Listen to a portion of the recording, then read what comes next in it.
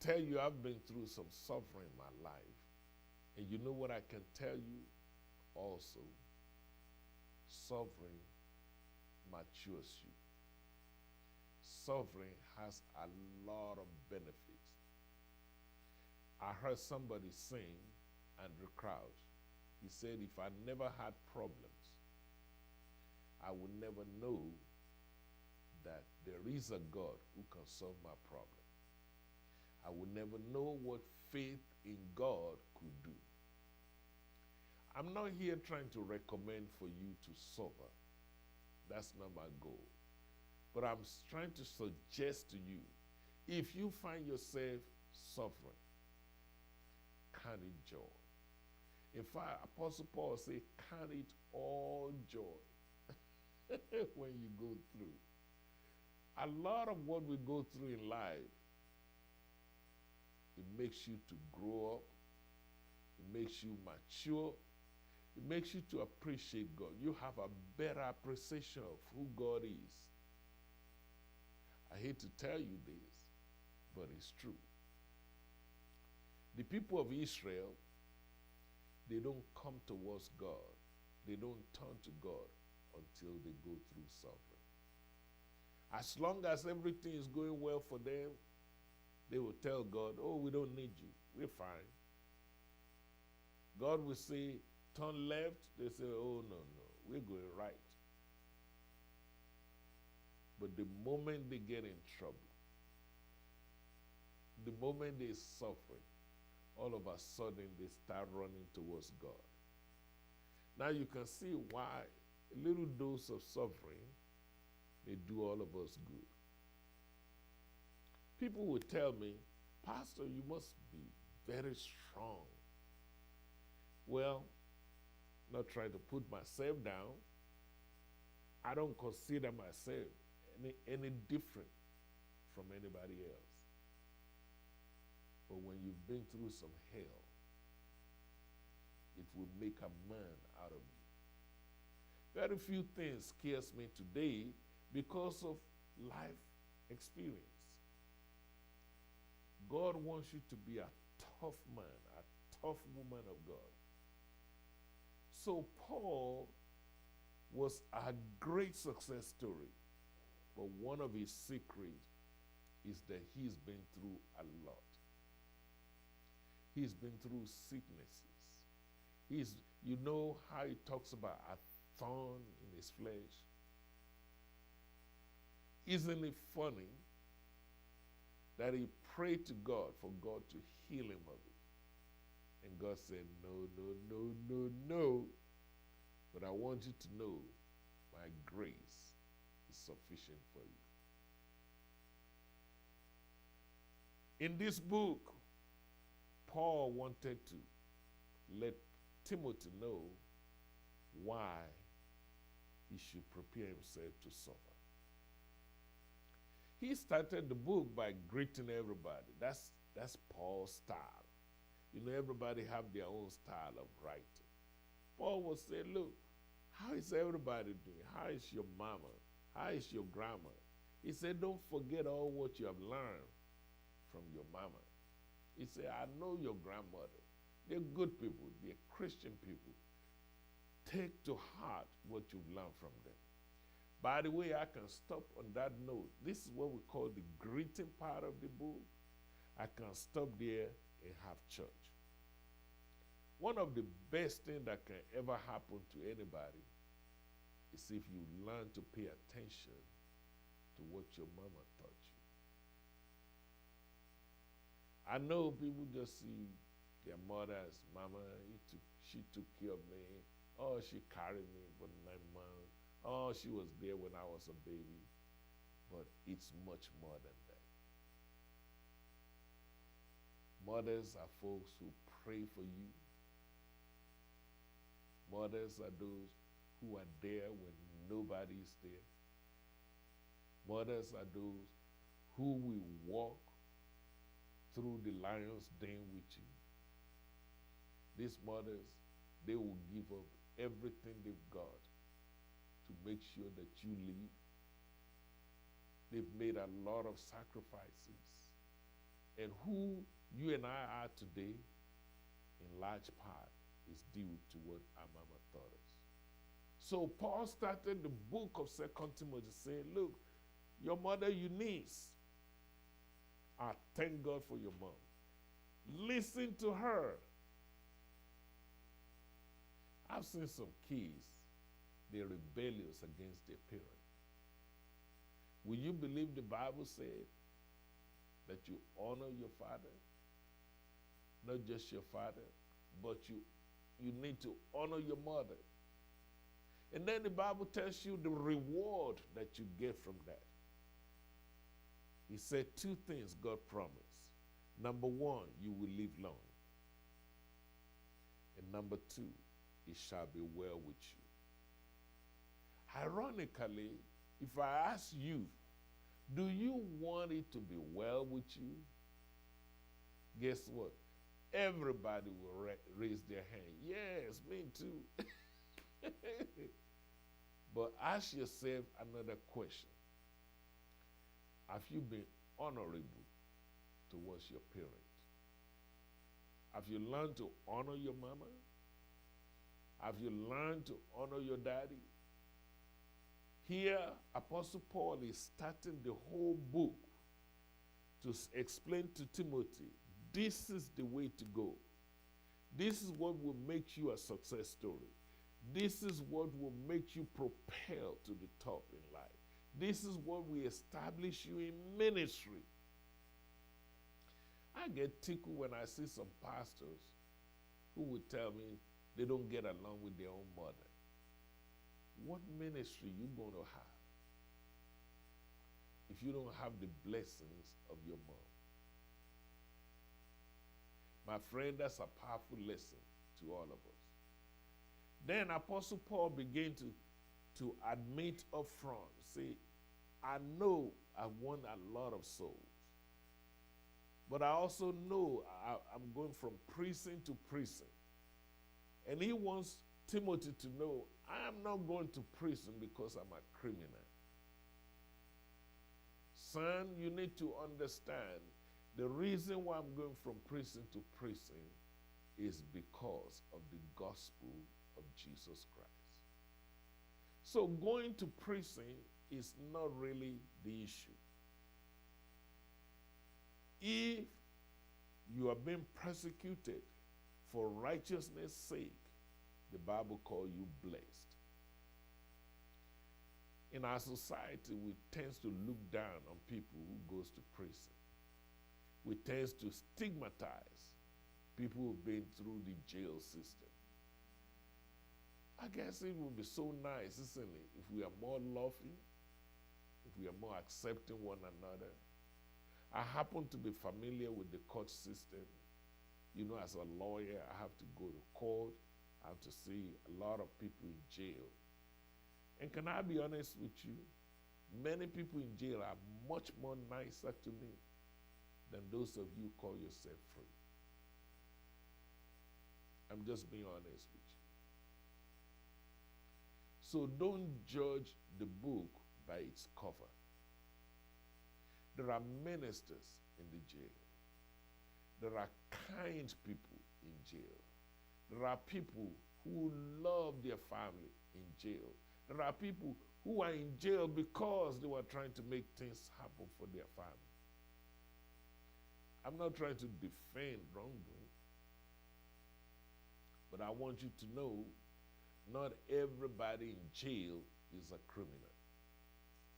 Apostle Paul is trying to explain to Timothy, don't get it twisted. Because a lot of people, they were withdrawing from the church because of Paul. They say, well, what kind of pastor is this? What kind of preacher? Every time you turn around, he's in jail. In Rome, they put him in jail. In Jerusalem, they put him in jail. Everywhere he goes, they lock him. He must be a no good kind of person. And Paul is trying to make sure Timothy understands that's not necessarily the case.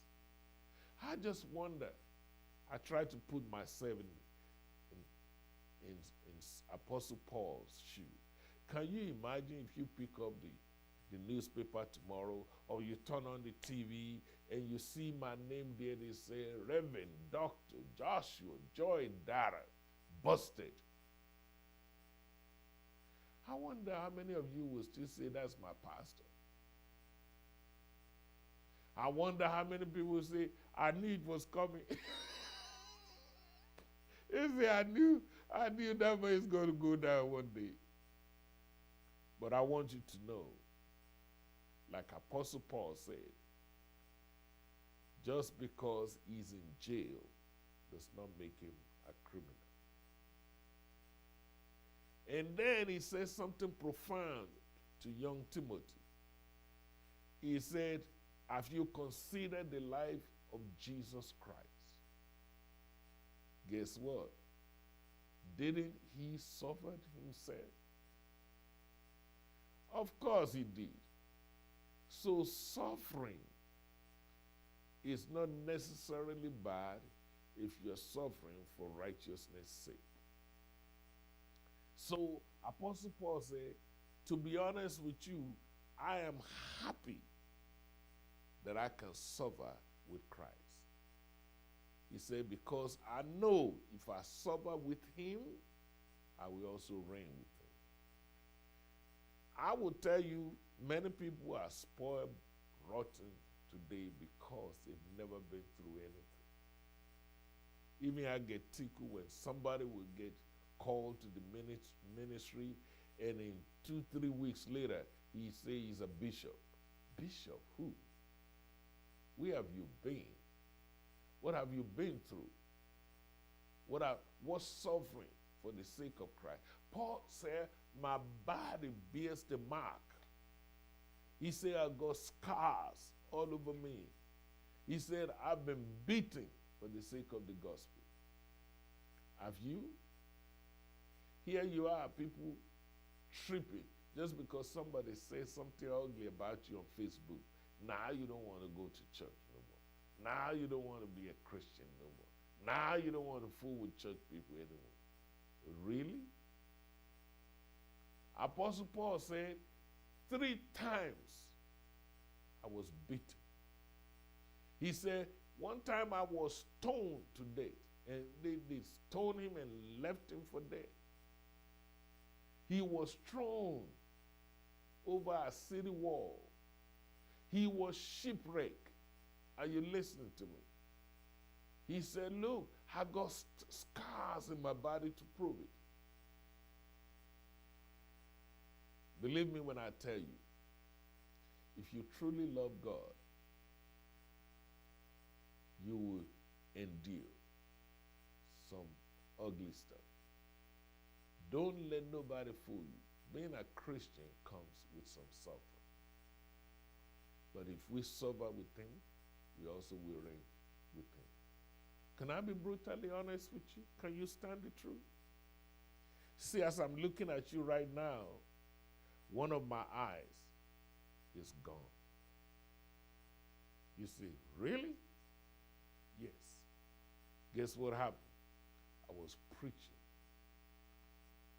preaching my heart out, proclaiming the gospel of Jesus Christ.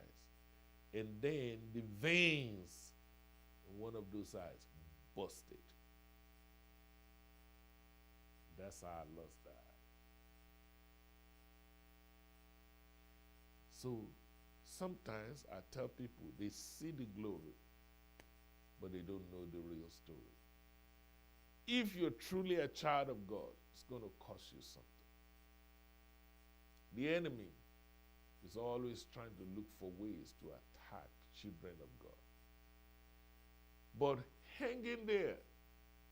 If you will learn to go through some of these things, believe me when I tell you, God's got your back. He's not the kind of God that will leave you hanging. He will not send you into the lion's den and don't show up. He will not let you go through the fiery furnace and don't show up. You can depend on him. You remember the story of Shadrach, Meshach, and the bad Negro? They said, our God is able. They know without a doubt. They were not scared of the king. They said, we will not bow because we have confidence in our God. Let me encourage you this evening. Learn to have confidence in your God. Apostle Paul is encouraging Timothy. He said, look, you're young, you're in ministry. Tough time will come. You see, hang in there. Don't give up. Don't give in. And I want to encourage somebody tonight. You may not be a preacher like me. You may not be a preacher like Paul or Timothy. But maybe you're going through some hard time right now. Sometimes rough time on your job. Sometimes hard times even in your marriage. Sometimes you're trying to raise some children and you're going through some hard time. Sometimes it may be your physical well-being, sicknesses and disease. One lady walked to me not too long ago and said, Pastor, please pray for me. I said, what happened, my sister? He said, I went to the hospital casually, and now they say there's blockage in two of my arteries, more than 90%. Now they have to rush me for open heart surgery. She said, I cannot believe it. And I pray with her. I say, my sister, one thing I can tell you, God will go with you.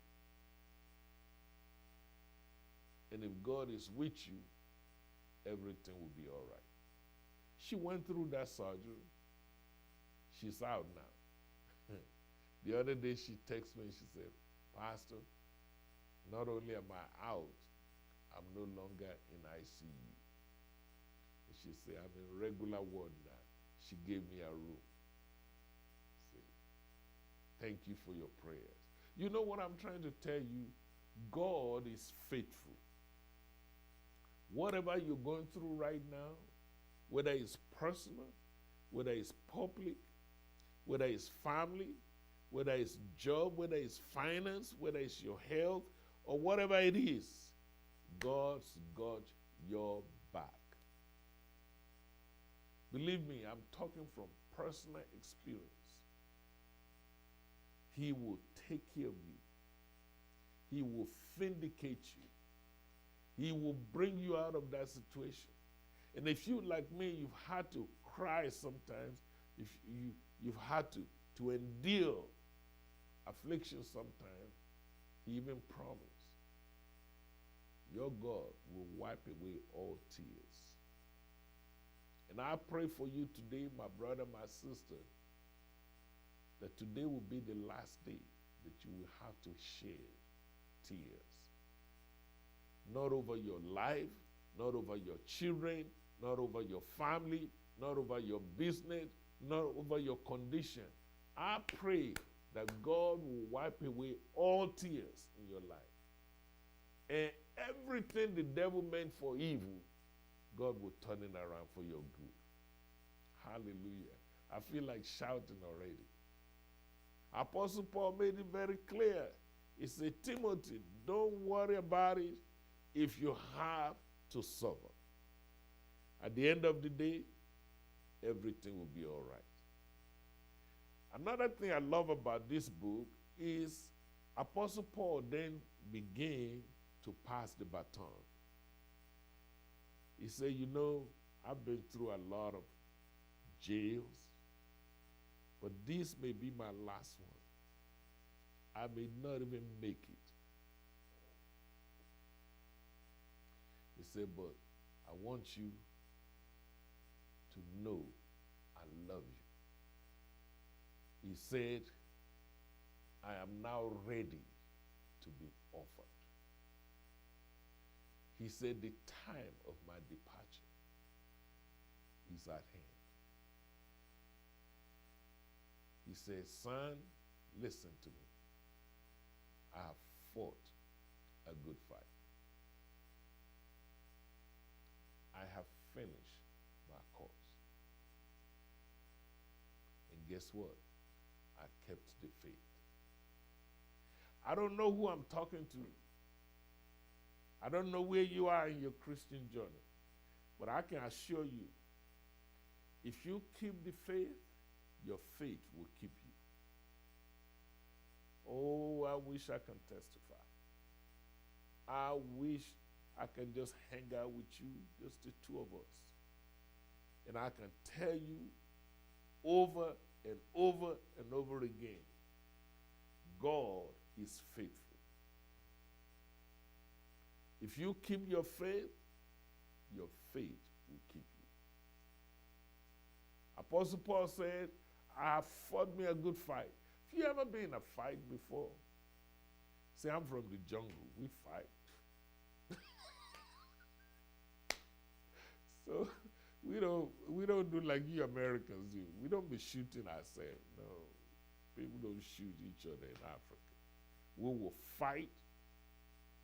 And when it's all over, we are brothers and sisters again. I don't know why you guys trying to kill yourself. That don't even make sense, you know. But you have to learn to fight.